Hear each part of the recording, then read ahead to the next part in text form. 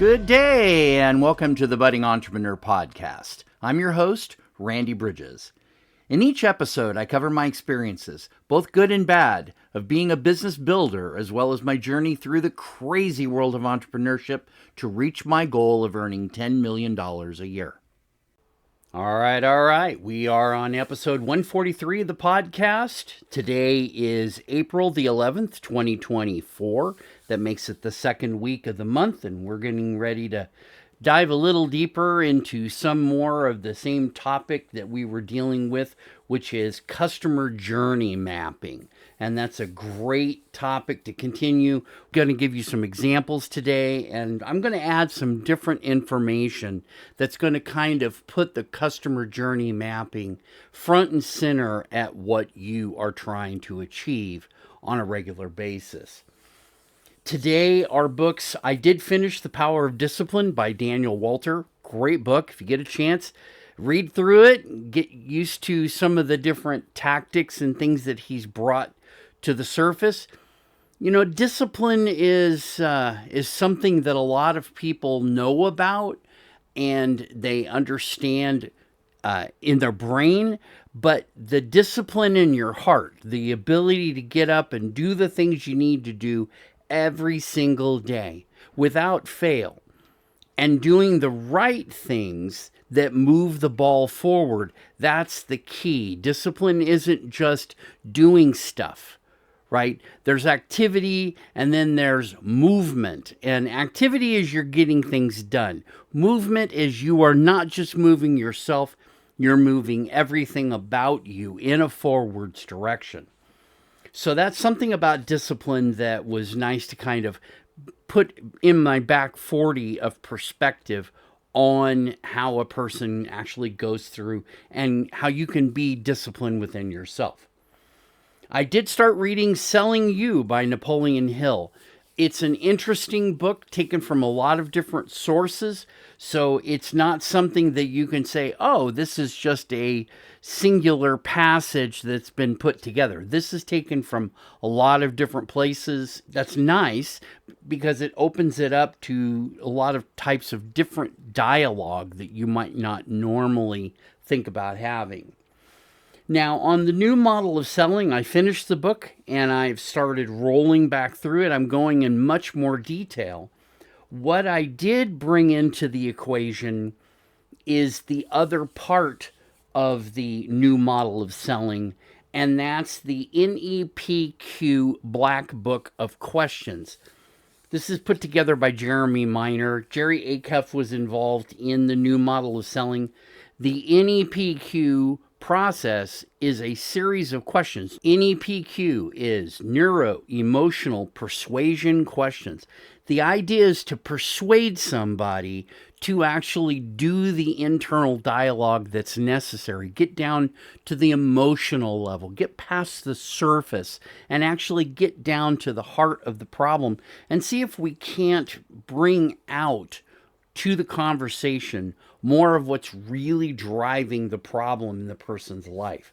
This is generally for sales, but it's also something of a diagnostic tool, which is nice because if you have a way to ask questions and you're going through the process, you don't want to be putting out your presentation way early before you know what the problem is.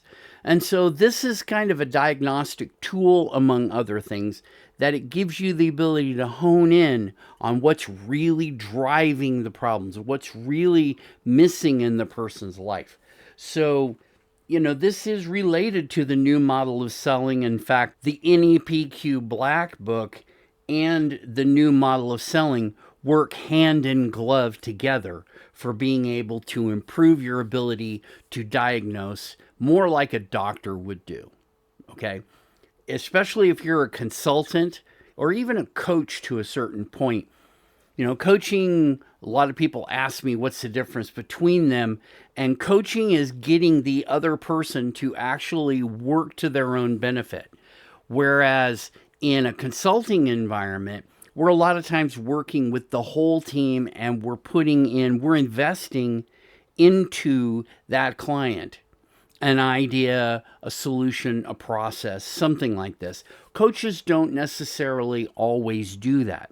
They're usually working on an individual basis, and that's how I work as a coach myself. I'm looking at people one-on-one. I don't want to have to deal with all of this other stuff and start pulling in information from somewhere else and tell them how to do what they do. It's really starting with the person themselves and helping them recognize and realize what it is that they bring to the table, then expounding upon that and building on it. So we've created a good foundation for that person to be able to improve and to grow from where they are. And then we've now got a natural launching pad for being able to grow, building upon that foundation. Now, today's quotes actually came from a video that I saw not too long ago. Alex Hormozy put together a YouTube video. It's probably in other different places, but he titled it "Brutally Honest Advice for Broke People." And this is nice because many of us, as we grow through the business process, we go through peaks and valleys. The valleys are when we don't have a lot of money, or we don't have a lot of leverage, or we don't have a lot of something, but we generally have a lot of time. He said that in this brutally honest advice, in order to change where you are, he said, quote, "First, it's your fault. Second, spend less than you make. Third, take all of the excess and spend it on making more." And then he said something that I thought was really interesting. He says, you're going to have to swallow your pride and realize, at least in the short term, everyone is going to be right to say you were going to be nothing. And what was the quote that he used? He made a statement, you can be 99% right and 100% wrong. And this is also one of the videos that he pulls out the statement, you can be right or you can be rich. Take your choice. This brings into an equation, some things that create opportunities for us to consider new ideas. And one of the new ideas that it isn't new, it's been around seemingly forever, but it is new to a lot of people in the business world. We all know about a sales funnel, right? You've got a top of funnel, middle of funnel, bottom of funnel, and out the bottom drops a customer. And maybe you have 4 leads. You acquire 4 leads. You cost $100 to get those 4 leads. That's $25 cost to acquire a lead. Now, you pop them into the funnel and they go down, and at certain points, they're going to drop off. They're going to not be right. They're not going to be perfect for you. You're not going to be good for them, whatever. That money is essentially thrown away. What you have is dropping out of the bottom of this funnel is a customer. And the cost to acquire a customer in this case is $100. You start with $25 to acquire a lead. You get 4 leads. You've spent $100. So you're one customer that comes out the bottom. And that's being generous, by the way. The average is probably 20 or 30 to 1. But you have to play those numbers the right way. You've got to realize that as you're doing this with the funnel, it just really drives the numbers that way. Pretty much what we've come to find in a funnel environment is that marketing is heavily involved until you get to the bottom section of that funnel. You've wrapped that person, they've spiraled around, they've acquired more and more of your information, they've acquired more and more of your stuff, if you will, your proof, your social proof. And then what happens is the bottom section is where you get to a point where it's handed off to sales. Now, this isn't every time, but it's often enough that it really kind of runs that gamut of the sales funnel, and out pops a single customer at the bottom. The problem with a funnel is the customer isn't really part of the process until they pop out the bottom. And that's unfortunate, because up until then, we're dealing with a lead, then we're getting a cold prospect, and then a warmer prospect, and then a hot prospect. And we go through a marketing qualified lead. We've come to a product qualified lead, product or service. And then you get to a sales qualified lead, and it gets handed off to the sales team. Now, that's generally how this whole thing works. It's not great, but that's generally how it works. What's come about these days in business is now a substitute for the sales funnel, and this is the sales flywheel.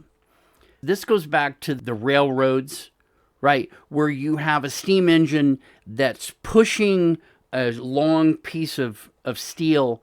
It's attached on one spot of the wheel and timed perfectly so that the steam is pushing a piston to drive that arm, which then causes that wheel to spin. On the other side from where that bar is attached is what they call a counterweight. So when you're pushing, the weight is using the inertia of what it has to push back up. Then while that arm is pulling back, the counterweight is now being attracted by gravity to pull it down, and that counterweight then continues spinning the wheel as the arm can come back. And this is a constant process of forwards and backwards, forwards and backwards. A sales funnel, you have to start all over again when you get done. You have to go through the whole process again. In a flywheel, what happens is the inertia, the energy that you've expended to get that wheel to move in the very beginning, allows it to continue spinning. That inertia, right? An object in motion tends to stay in motion. An object of rest tends to stay at rest. So you have to do a lot of pushing and pulling in order for the attachment and the counterweight to work together. But once you get to a certain point, you don't have to put as much effort into spinning that flywheel because its natural weight is keeping it going. Well, what happens in a flywheel fashion, the customer becomes the center of the flywheel. Whereas in a funnel, the customer doesn't actually occur until they drop out the bottom. In a flywheel, the customer is the center of everything. And what you're doing is putting different types of pressure to spin that flywheel. Think of it in a horizontal fashion. And so usually what happens in a flywheel is there are 4 parts to the flywheel in a typical situation. The first part is demand. Now, this is marketing, right? The second part is acquiring. Now, that may not be acquiring a customer. That just might be acquiring a lead. You're taking a demand and making it an acquisition process, and marketing tends to hand it off to sales at that point. Now, we're not even halfway through the process of going around the wheel, and we're already handing it off to sales. Why is that? Well, because the next phase of this is the optimize phase. This is where you start looking at lifetime value of that customer. You want to think about more than the one thing they're buying now. And then the fourth phase is retain and refer. Now, once you leave optimize and go into retain and refer, now sales and marketing are working together. And they're going to start this process of looking for a new product or service in order to generate demand, to have it acquired, to then optimize that for lifetime value, and then refer and retain. Retain the customer and have them refer out to other people. This is going to be really critical when we actually take a look at some of these designs for the customer journey mapping. I've included them as attachment images on the documentation for the podcast that's being posted on Facebook. Go to The Budding Entrepreneur and join that particular page, and you will be able to see this. And this is where I generally post all of my podcasts. I actually publish it outside and then attach that for my documentation of my backup to the Facebook page. In the process of making this switch from a funnel to a flywheel, now the customer journey map becomes far more important, because we're now not just going to have an end, we're going to recycle and restart. We've covered so far the definition and the purpose. We've talked about the different components. We've talked about the benefits and the process. Today we're going to talk about the designs, and then next week we're going to talk about how to build your own. I want to give you some advance notice on this and kind of give you some thinking of how complex or how simple these can be. Now, I borrowed one from an image. There are really, in their customer journey map, there are 5 stages as opposed to phases. Awareness is the first one. Consideration is the second one. Decision is the third one. Service, or what we would call support, is the fourth one. And advocacy or referral, right? So are we going to go get a friend to go in and do the same thing for us? And in this particular one, they have a map on the top. It's positive experience, and then there's a line, and below the line it says negative experience. It measures through the different stages. It's done in color. I have mine in black and white, but if you go on there, you can see it in color.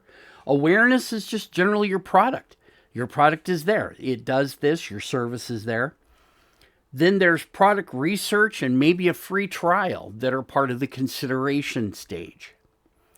Then you move into the decision stage where you get product purchase and product usage. Now, a lot of times as you move out of a free trial, things start improving. The customer's journey improves. They have a much more positive experience. But as they use it, in this case, you have product issues, and that falls into the service stage. You can very often have something drop off the map into the negative experience because of issues. And they're going to happen. The old saying, you make a smarter system, they'll make a dumber user that can break it. I don't mean that in a negative way, but I mean, that's just kind of the way that it is. I have a friend, he's really good at poking holes in anything. So if you put a bright, shiny object out there on the table, he's going to poke holes in it all day long. And it gets really frustrating, but what's happening is he's naturally dealing with the support side of things. And the product issues fall into that, and it's almost always negative. You seldom have a 100% perfect product. And the idea is you want to improve your service level over time by decreasing the number of defects and product issues. Still within the service stage, now you've got technical support to help deal with not just the problem itself, but moving on. And finally, advocacy stage is friend referral. There's a second one that's the new patient's journey, and they give an example of newbie Natalie, a 34-year-old, I'm presuming female. And so they break this down. This is the new patient's journey, and so it's got to be medical. And it starts with a pre-appointment where the person's going to select a provider. They're going to schedule a pre-registration. And at this point, it's kind of negative, right? It's not a positive situation. They're planning this, so then now they have to drive down there and they have to park. And when they drive and park, they start the drive and arrive stage of this, which includes checking in, sitting in a waiting room, and the longer you sit, the worse the experience becomes for the customer. But then, they're doing the getting to know you a little bit, maybe a nurse or whatever, an assistant comes in, and they do what they call a walk and talk, which is they're walking you to their room, they're talking about what's happening, they're dealing with this. And then you go into the actual procedure. Now, at this point, you're getting a lot of one-on-one, you're getting a lot of hand-holding. So the experience has now become very positive. Not super positive because let's face it, you're there to deal with a problem or you're there to be checked out or whatever.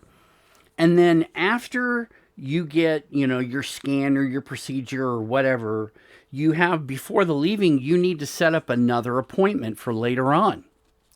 It's still positive at this point. It's now kind of a one-on-one with the front desk. And then afterwards, now you head out the door, you go back to your car, and you go back home.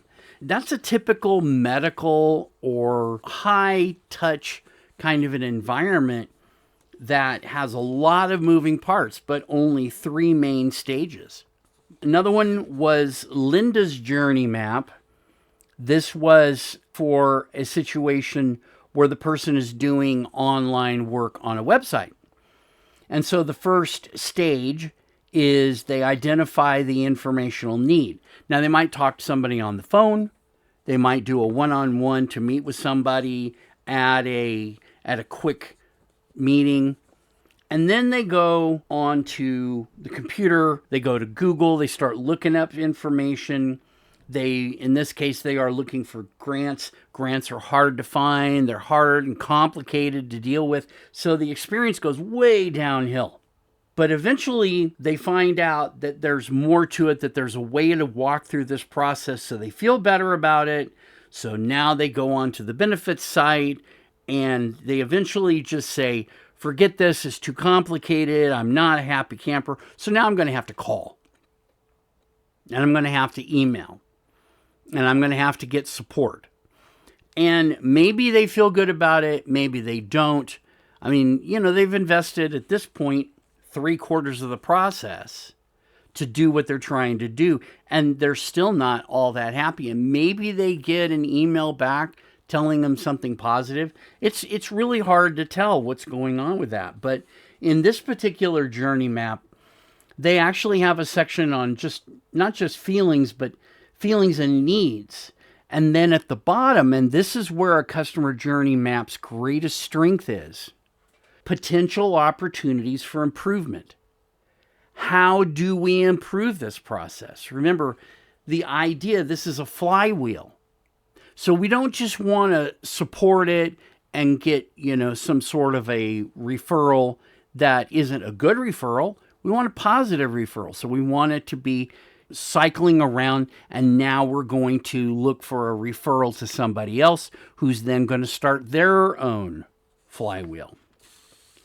There was a fourth one that I had that I didn't include in my documentation, but it was just all over the board. This was a music sharing experience, and it had 7 stages, really only 3 or 4 main steps.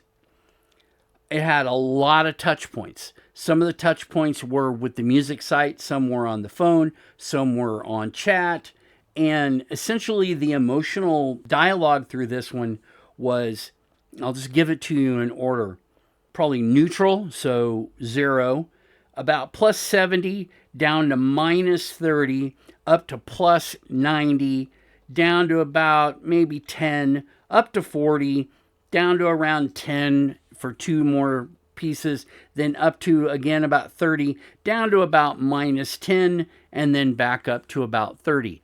So you can see how that kind of understanding the customer journey can be used to help you fix and sustain your customers' satisfaction along the way. You want that flywheel to spin. If you change what you're doing, if you change what you're trying to achieve, if you change all this crazy stuff, you're going to find that it gets really difficult to maintain that flywheel speed, because now you're injecting things that cause that flywheel to get friction, and it's going to slow down naturally, right? We don't want that. So the more we can remove that friction, the better that flywheel is going to spin. And the more often it spins in a positive fashion, the less effort we have to have in order to keep it at the same speed. The reality is, you don't just want to get that flywheel to a good speed. You want to continue increasing the speed of the flywheel. And then over time, you're going to see that there are different components that create a flywheel of their own. They all work together. But sales, marketing, support, and then finally the referral process, each of these get its own flywheel part. You start breaking it down. Sales and marketing get their own. And support is part of the process. Then later on, support pulls out and it has its own part of the flywheel. And then you finally have the referral process that has its own part of the flywheel. When you break it down like this, you have 4 different concentric circles, and the flywheel continues spinning. Each of these flywheels attribute more and more leverage to that customer because it starts from the outside and then goes in a level and then it goes in a level. So the first level is marketing. Second level is sales. Third level is support. Fourth level is retention. And finally, your customer. So your customer is super happy. They are the center of your world. That's why your customer journey map is so critical. Even if all you did was just a sales funnel, you've got to be able to satisfy that customer. You don't just put something into a funnel and it drops straight down. It tends to go around in circles and spiral in. So we're doing the same thing either way by creating this kind of an idea. But what we want to do is have concentric ways that things hand off to the next thing, which hands off to the next thing. And it's all natural. It's smooth. There's some overlap. They're not just butted up against each other. You have the ability to take this and hand it off to the next team. And as we were talking about in the process here, many times you're looking at sales and marketing actually being that whole last retain and refer process. They're working together because retaining is a part of a sales and part of a market. And then referral is part marketing and part sales too. So you're doing outbound based upon a referral from a customer that you've satisfied. This has been a long one today. It's been almost 30 minutes. I don't want to keep you any longer, but I hope this was really helpful going through the designs of the customer journey map, looking at the difference between a sales funnel and a sales flywheel, and kind of looking at your overall process, why you would want to do customer journey mapping and how it can kind of be applied to your business, realizing that your business will spin however it needs to spin. And you want to advance that spinning the best way possible. So for the budding entrepreneur, this is Randy Bridges wishing you the best in your health, your wealth, your family, your business, everything about you. Take care. We'll be back next week and start putting together a way to go through your own customer journey mapping for yourself.